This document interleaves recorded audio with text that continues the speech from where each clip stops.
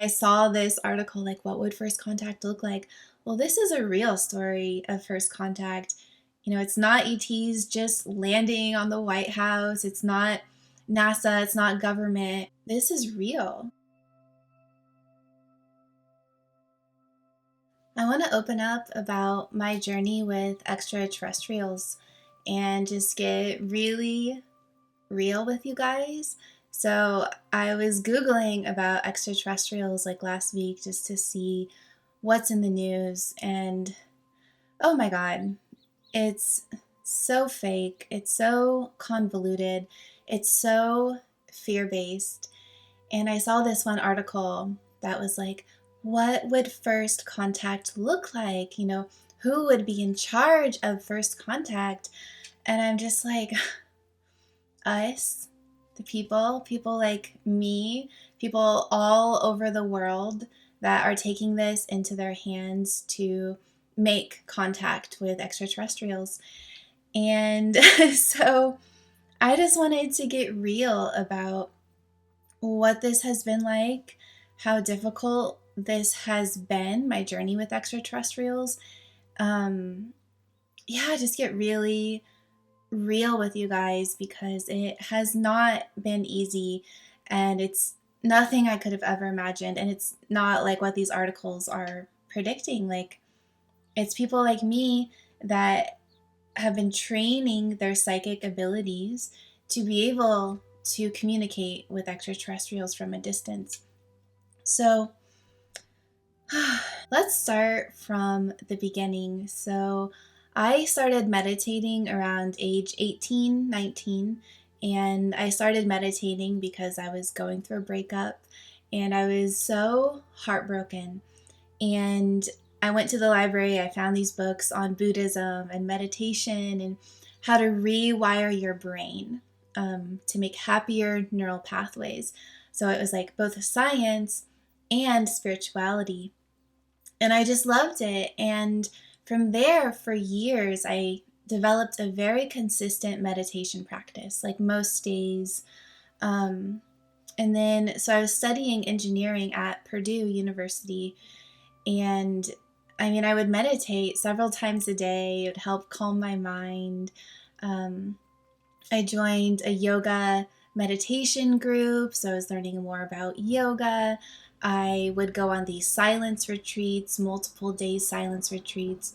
So, and I kept that meditation practice with me really mostly throughout my 20s. So I already had this foundation of meditation. And to me, meditation is really a foundation for being able to develop your psychic abilities. So, presently, when I want to connect with the extraterrestrials, which I'm going to stop using that word, by the way, I just used it because people know what it means, but I prefer galactics or interstellars. Extraterrestrials or aliens has too much fear. So present day, when I am connecting with them, when I'm communicating with them, it is through telepathy, it is through remote viewing, it is through channeling, it is through these psychic abilities that I've developed. And I really credit that to years and years and years of a consistent meditation practice where I can get to a place where I can quiet my mind. Because once you get to a place where you can quiet your mind, that's how you're able to hear another voice and be able to distinguish, okay, this isn't your voice. You can have telepathic conversations. When your mind is clear, you can see into remote space. So I've developed the ability to see them. When you're just clear and still, you can feel their energetic vibration, their signature in your body. So all of these type of abilities, I really credit to meditating for years. Now, some people are born with them. I wasn't born with them, but I was meditating because of this heartbreak.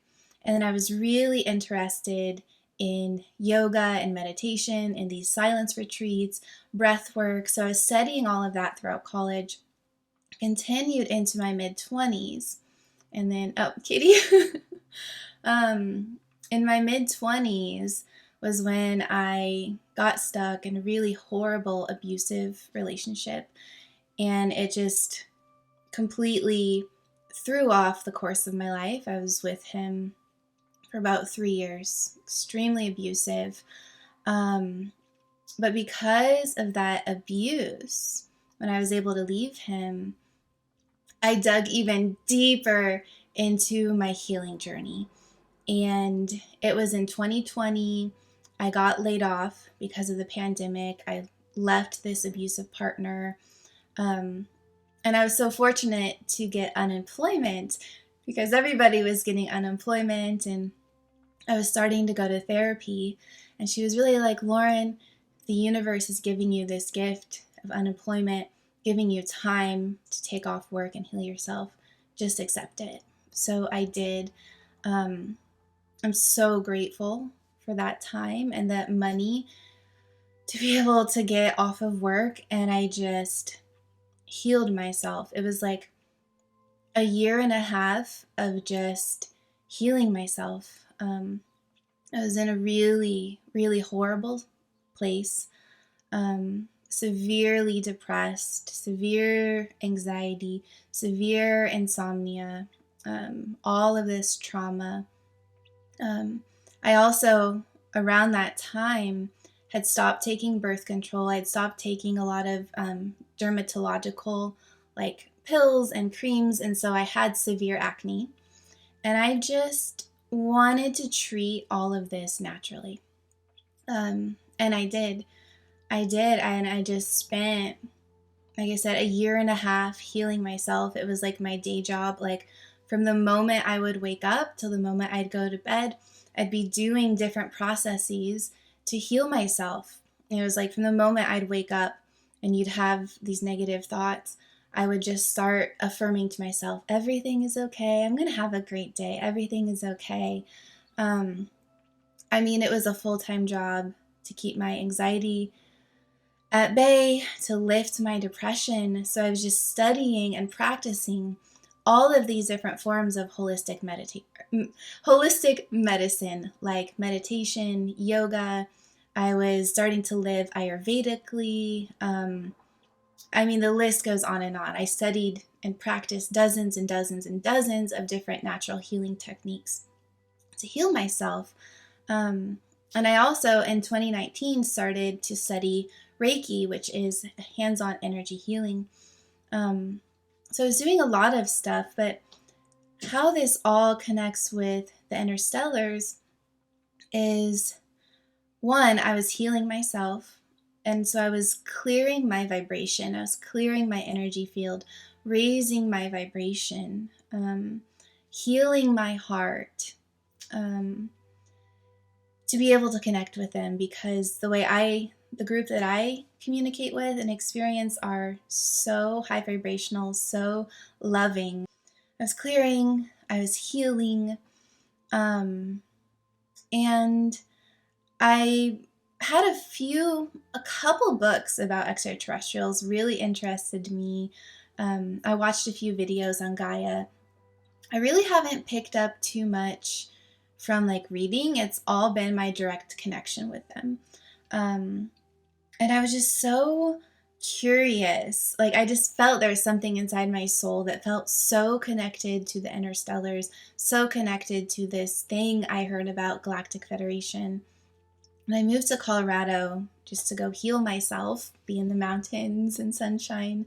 And I was led to a therapist who, believe it or not, also is connected to the Galactic Federation. It's just like a miracle. I mean, Spirit is always working to connect us to the right people and experiences. I was still extremely traumatized at this point. Still had severe anxiety, pretty bad depression, insomnia was still severe. Started going to therapy, and I learned how to channel. He's not a traditional therapist. Well, he was, but now he incorporates other types of spiritual modalities, healing modalities. So this is Douglas Pratt. I've interviewed him on my channel. So he was my therapist. And I would go for about 6 months. I'd go every week for 2 hours, and we'd kind of do traditional psychotherapy. And then I'd go in and I'd feel my fear. It was like everything boiled down to fear. Certain problems, it's like, boil it down, fear. I'm scared of something, there's fear. We would work with clearing out energetically that fear. And then I'd be at a higher vibration. I'd go into meditation and I would start channeling, and I would channel my higher self. I would channel the Galactic Federation. I would channel my guides, angels, but mostly my higher self and the Galactic Federation, which is basically the United Nations of positive, benevolent interstellars. So I developed my ability to channel. I was doing energy work on myself. I was practicing all of these healing modalities. And I learned about Dr. Stephen Greer. I'd watched some of his shows on Gaia, but it was just extremely overwhelming. And I'd get overwhelmed and I'd stop. And then, a few months would go by and I'd kind of watch another Dr. Greer video.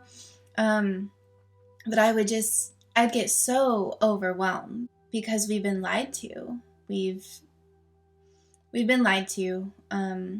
All of this, the interstellars, our connection with them, their presence, their existence, we've been lied to about, and they are real and there's nothing to fear. And I found that the more and more I'd connect with them. So I'd kind of start and stop. And again, I had extreme anxiety. So I was at this point in my life where like so many things would make me anxious. So it was hard. It's hard to be integrating that I was talking with interstellars and that they are real. So it's taken me, a couple years just to be processing all of that, developing my abilities with channeling. And then, I don't know, somehow over the last year, my telepathy has just become exceptional. My telepathy, I've developed the ability, I kind of want to call it remote view, because I'm able to see them, but it's more than just viewing. It's like a piece of my astral body goes there. So it's like a piece of me is standing there. It's not full astral projection. I can't do that yet. I've heard it called astral travel. So like I'm still in my body, but it's like my astral body leaves. And so I can kind of feel things, and I can hear the telepathy. I can feel their vibration and their energy. But I developed all of these abilities through trauma, through healing, through years and years of dedicated practicing with meditation, going to therapy, having a therapist to help me integrate that these interstellars are real. I am in fact talking to them. We've been lied. I mean, it's been like layers and layers and layers and layers of processing. And then more recently, I really feel like I'm being prepared for physical first contact. And at this point, I can't really share much more than that. In the future, I'm happy to share everything, but there's a lot that's been going on, and I really feel it's preparing me for physical first contact. It's not been easy at all. This whole journey has not been easy. I mean, preparing for first contact, I have to hold such a high vibrational energy just to be in their presence, because they all have such a high vibration. So it's kind of like if you take a flashlight, right, and shine it on darkness, all that darkness comes out and comes to the surface whenever you have a higher vibration and a lower vibration. That's kind of like I'm getting ready slowly to have my vibration be adjusted to be in their presence so that I'm not blasted open. Kind of like I see it as like a kundalini awakening that was, all of your sadness and fear and shame and guilt, these lower vibration emotions, would just. So it's really been like I've been going so deep into all of this recently, getting rid of fear, getting rid of shame, like clearing out all, like, at a cellular level, ancestral trauma, like inner child healing, like deep, deep, deep, deep, deep healing to really purge these emotions. So it's requiring a ton of vibrational and spiritual work to be able to be with them. Even just to communicate telepathically, it's been a lot to raise up my vibration. What else have I been doing to prepare? Oh gosh, I mean, I think we don't realize how deeply we've been programmed, how deeply all of the media, all of the news, all of the scientific articles say we don't know if there's other life, right? We don't know. There's been deep programming, deep agendas to create fear around extraterrestrials. I mean, look at our movies, look at TV shows, look at books. It's totally fear-based. We've been programmed to fear extraterrestrials, and we've also been programmed to think they don't exist. And we've been programmed that if you talk about it, you're crazy. I mean, unidentified flying object. Oh, it's a UFO. We don't know what it is. It's unidentified. It's a spaceship. It's a spaceship. So there's all these deep layers of programming.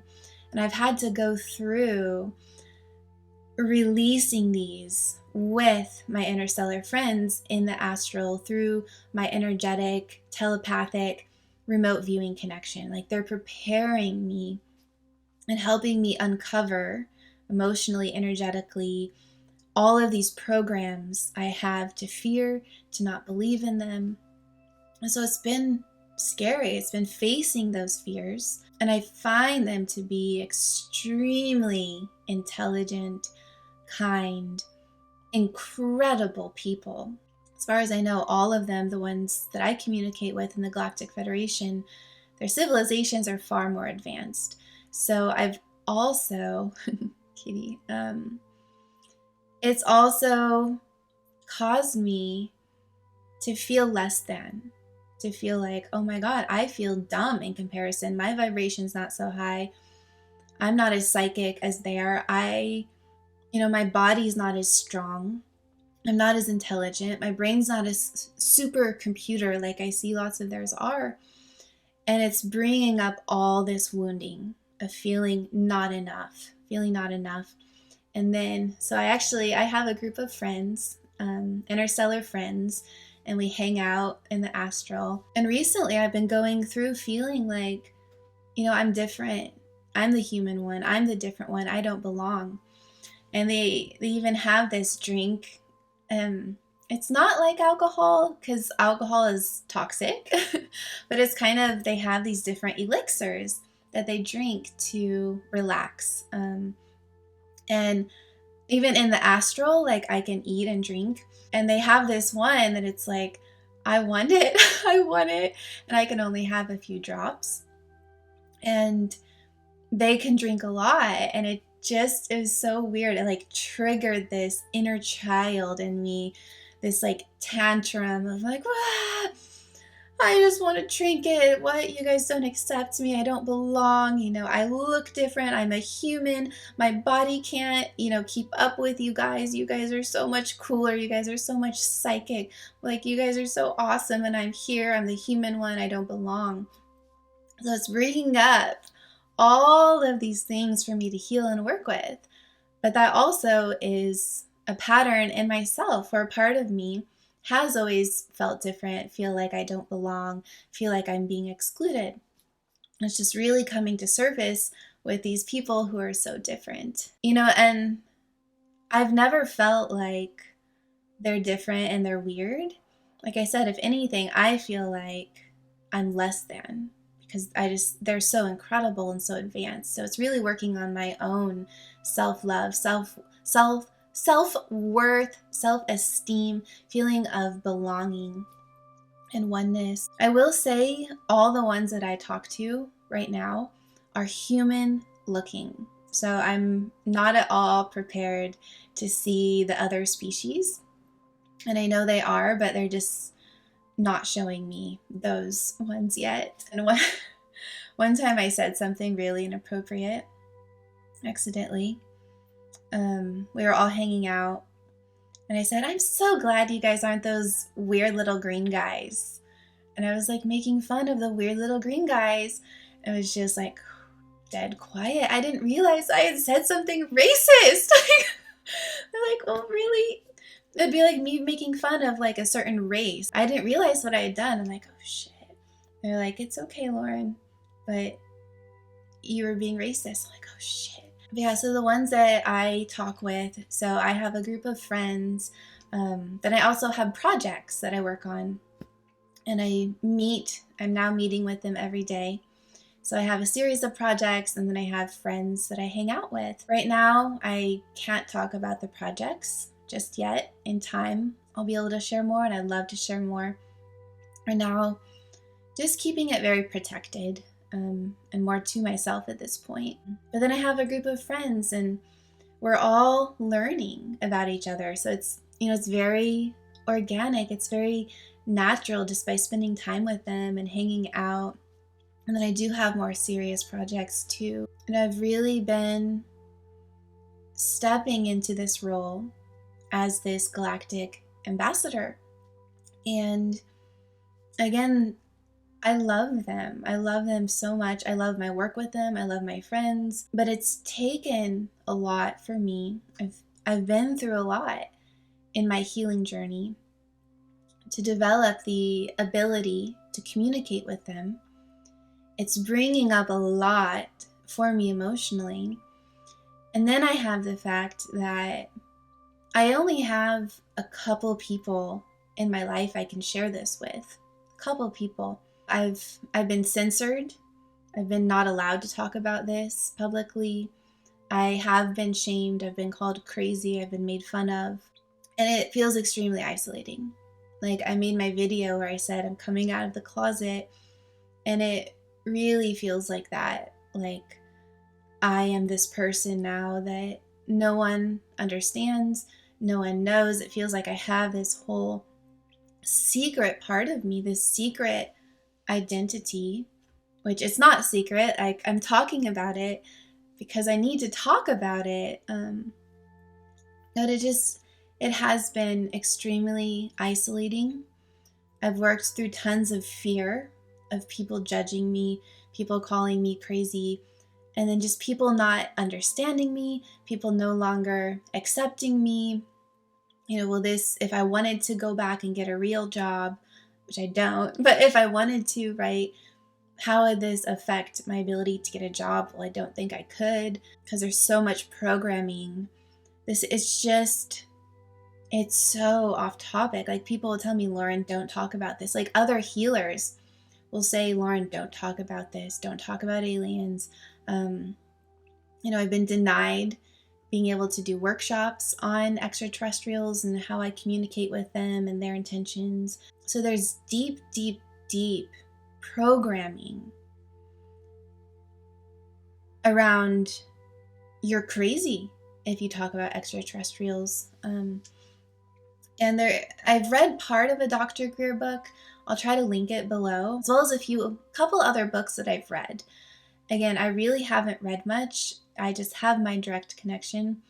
But in the Dr. Greer book, he talks about how this has all been covered up, and there have been agendas in the military, and then more publicly, that if you talk about extraterrestrials, you're crazy.